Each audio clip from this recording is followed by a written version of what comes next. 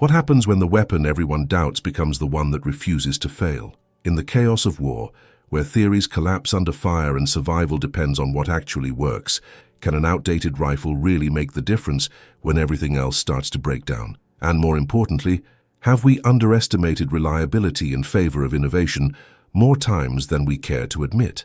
Before we go deeper into this story, take a moment to subscribe to the channel, leave a like, and share your thoughts in the comments. Do you believe modern technology always wins in war, or does raw reliability still matter more when lives are on the line? Between mid-1966 and 1968, the Vietnam War entered one of its most intense and complex phases. In the dense jungles of Phuoc Toi Province, Australian and American forces operated side by side, conducting patrols, search and destroy missions, and defensive operations in terrain that punished both men and machines relentlessly. The environment was unforgiving. Constant humidity, monsoon rains, thick vegetation, mud that swallowed boots, and an enemy that understood the land better than anyone else. At that time, a quiet but meaningful contrast existed between the two Allied forces. American troops increasingly carried the M16 rifle, a symbol of a new military doctrine. Lightweight, capable of automatic fire, and designed for modern, fast-paced combat, it represented the future of infantry warfare as envisioned by military planners. The Australians, however, continued to rely on the L1A1 self-loading rifle, a heavier, semi-automatic weapon chambered in 7.62 by 51 millimeters. Solid, powerful, and deliberately conservative in design, it reflected a very different philosophy of combat. This difference did not immediately create open hostility, but it did generate skepticism. In joint operations, American soldiers sometimes questioned why the Australians still carried what appeared to be a relic from an earlier era. The L1A1 was heavier, slower to fire, and lacked the volume of automatic fire that American doctrine increasingly emphasized. In a war where ambushes were sudden and firefights explosive, many believed that speed and rate of fire would always be decisive. From the Australian perspective, however, fire discipline mattered more than volume. Their training emphasized accuracy, controlled engagement, and weapon reliability under sustained stress. They had learned, through bitter experience, that jungle warfare was less about spraying bullets and more about keeping a weapon functioning when everything else was falling apart. Still, these differences remained largely theoretical until combat forced a harsh comparison. As operations intensified, American units increasingly found themselves under heavy pressure. Viet Cong forces were adept at coordinated assaults, probing weaknesses, launching sudden advances, and exploiting moments when weapons failed or soldiers were forced to pause. In these moments, rifles were not tested on firing ranges or in training manuals, but in mud, rain, and fear. Weapons overheated, parts jammed. Maintenance became difficult, sometimes impossible in the middle of prolonged engagements. It was in this brutal reality that the L1A1 began to reveal its true value. While not flawless, it continued to function where other weapons struggled. Mud could be wiped away. Rain did not stop it. Its powerful cartridge delivered consistent stopping power, and its mechanical simplicity allowed Australian soldiers to keep firing with minimal interruption. When American units faced sustained pressure, the steady, deliberate fire from Australian positions became a stabilizing force on the defensive line. This was not a dramatic moment of heroism captured in a single photograph or a legendary last stand. It was quieter than that, more uncomfortable, more real. The rifle did not win the war. It did not single-handedly save an entire unit, but in critical moments, it prevented collapse. It bought time. It allowed commanders to reorganize, wounded soldiers to be evacuated, and reinforcements or support to arrive before positions were overrun. What had once seemed outdated on paper began to earn respect in practice. The jungle did not care about doctrine. The humidity did not care about innovation. And the enemy certainly did not wait for weapons to cool down or be cleaned properly. In Vietnam, survival often depended not on what was newest, but on what endured. And as these joint operations continued, the perception of the Australian rifle slowly began to shift, not through arguments or debates, but through experience under fire, where reliability became impossible to ignore, and where skepticism met reality in the most unforgiving way possible. The shift in perception did not happen overnight. War rarely allows for sudden revelations. Instead, it unfolds through repetition, pressure, and moments where small details become decisive. As joint patrols continued across Phuoc Toi province, American and Australian units increasingly found themselves rotating roles in perimeter defense, ambush response, and blocking positions. These were not clean, scripted operations. They were chaotic, exhausting, and often stretched over long hours with no clear end in sight. During extended engagements, American soldiers began to notice a pattern. When contact dragged on, when the rain refused to stop, when weapons were coated in grime and sweat, the Australians remained steady in their fire. The L1A1 did not offer speed, but it offered certainty. Each shot was deliberate. Each reload was calm. There was a rhythm to it that contrasted sharply with the frantic bursts that often characterized close jungle firefights. This difference mattered more than anyone expected. In Vietnam, psychological pressure was as lethal as enemy fire. The sound of a weapon failing, even briefly, could break confidence. A jam at the wrong moment could cause hesitation, and hesitation could ripple through a unit. The Australians, anchored behind rifles that almost never betrayed them, projected a sense of control that stabilized not only their own positions, but those beside them as well. American soldiers began adjusting their behavior accordingly. Without formal coordination, defensive lines subtly reorganized themselves. Australian positions were often placed where sustained fire mattered most, not because of doctrine, but because experience had shown that those rifles would still be firing when conditions deteriorated. This was not favoritism, it was adaptation. The Viet Cong understood these dynamics instinctively. They probed relentlessly, testing weaknesses, escalating pressure where they sensed fatigue or mechanical failure. When attacks met continuous resistance instead of sudden silence, momentum stalled, time stretched, and in jungle warfare, time was everything. Every minute an assault failed to break through increased the chances of artillery support, air cover, or reinforcement. The L1A1's impact was not dramatic but cumulative. Its heavier cartridge penetrated foliage more reliably. Its range allowed engagement before attackers could close the distance. And its simple gas system proved remarkably tolerant of conditions that crippled more delicate mechanisms.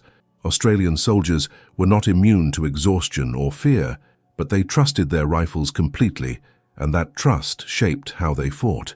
Among American troops, skepticism gave way to respect. Conversations changed. Questions replaced doubts. Why did this rifle keep working? Why did controlled fire seem to hold ground more effectively than sheer volume? These were not theoretical discussions held in command tents. They were lessons learned in silence, under fire, where survival was the only metric that mattered. Importantly, no one claimed superiority. The M16 represented a different philosophy, one that would evolve rapidly as its early flaws were addressed.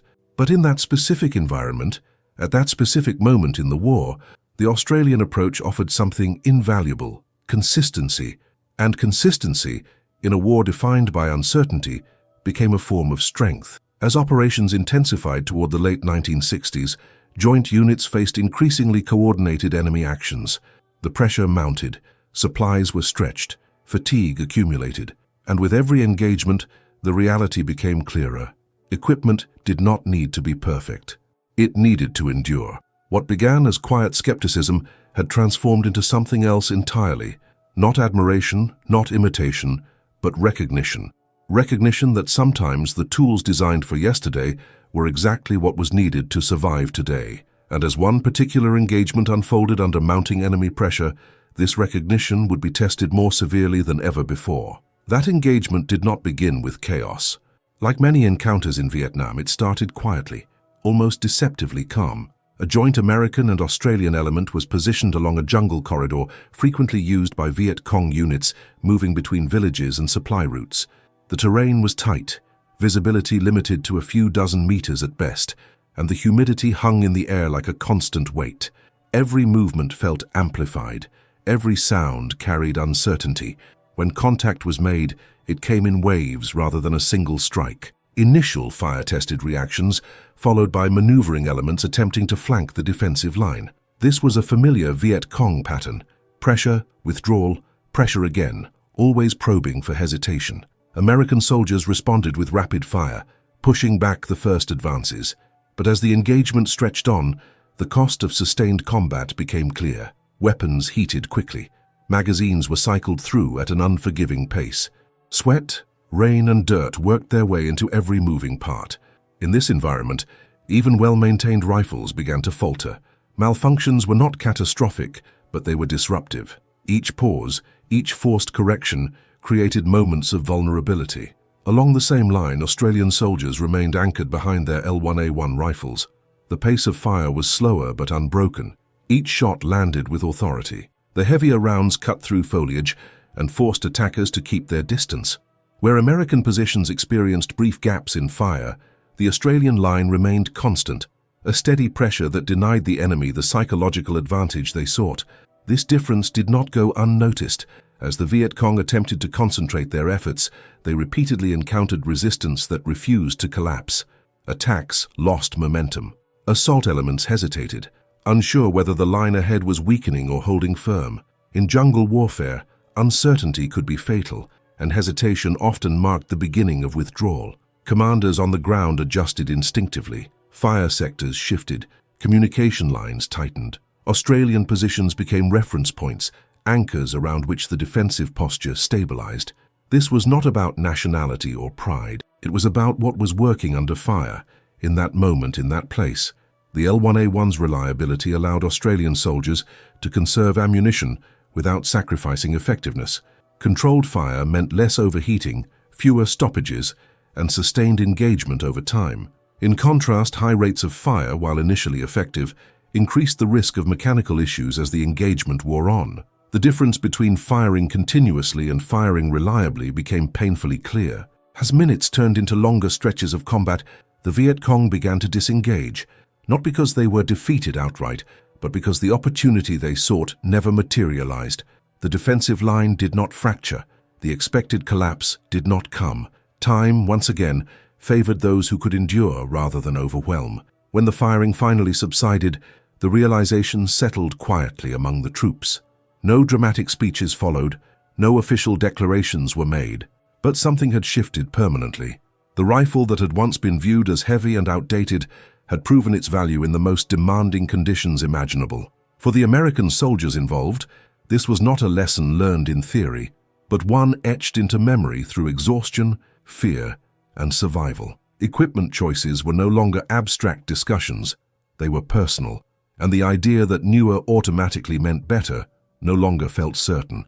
As the war continued, these experiences accumulated, shaping attitudes not just toward weapons but toward doctrine itself. And as both forces prepared for the next phase of operations, the quiet respect earned by the Australian rifle would influence decisions in ways few could have predicted at the beginning of the conflict. As operations continued across Phuoc Tuy and neighboring areas, the lessons learned in combat quietly began to influence behavior on the ground. There were no official briefings announcing a change in mindset, no manuals rewritten in the middle of the war.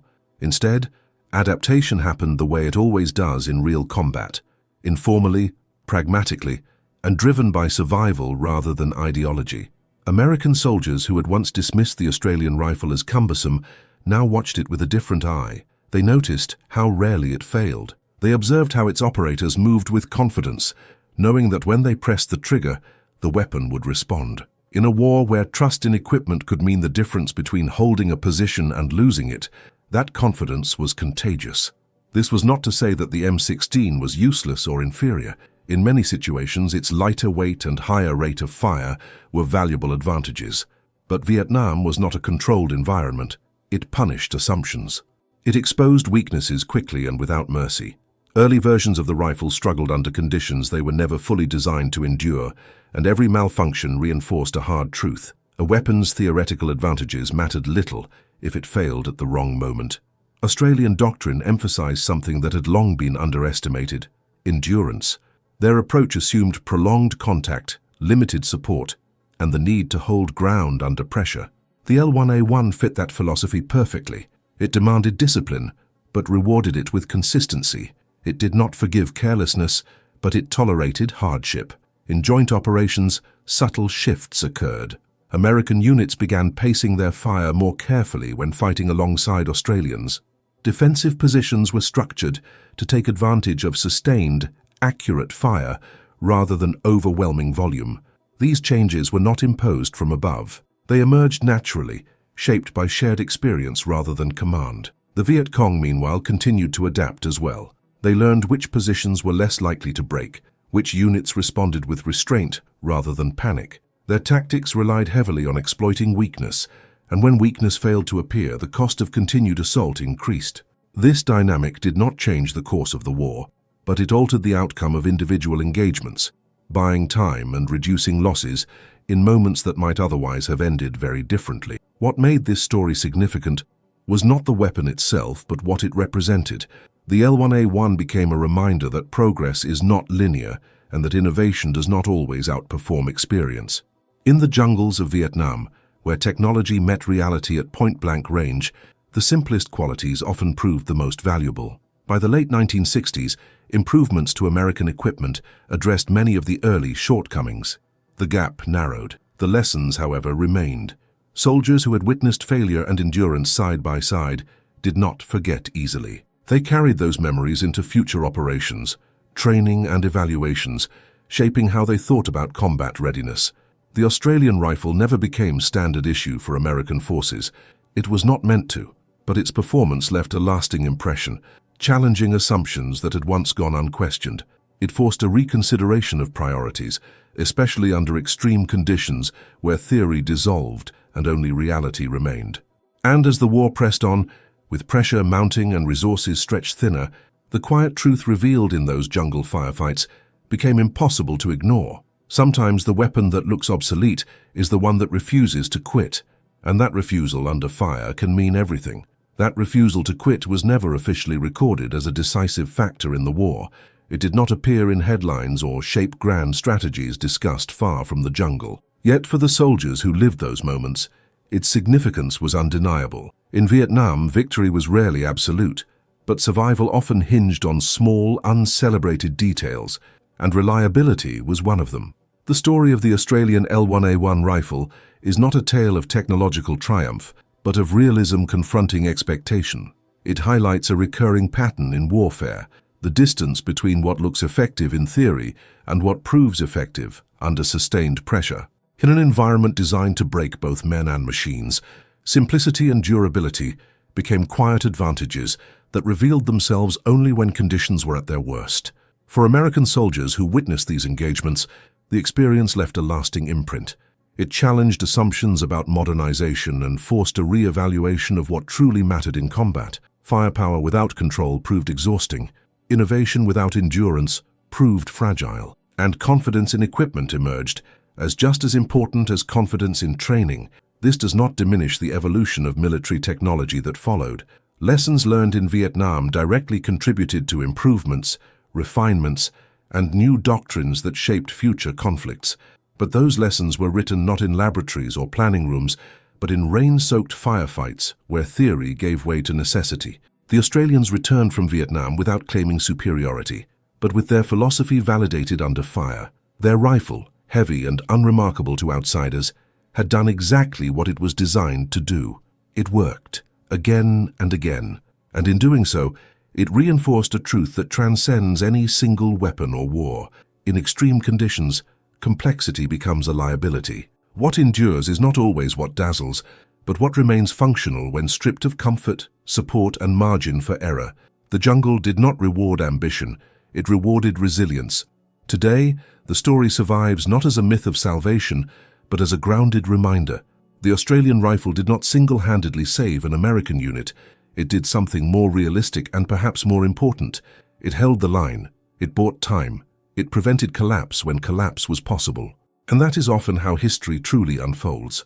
Not through dramatic turning points, but through moments where failure is quietly denied, where something simply refuses to break. So the next time we look back at Vietnam and judge decisions through the lens of hindsight, it is worth asking, how many outcomes were shaped not by brilliance, but by endurance?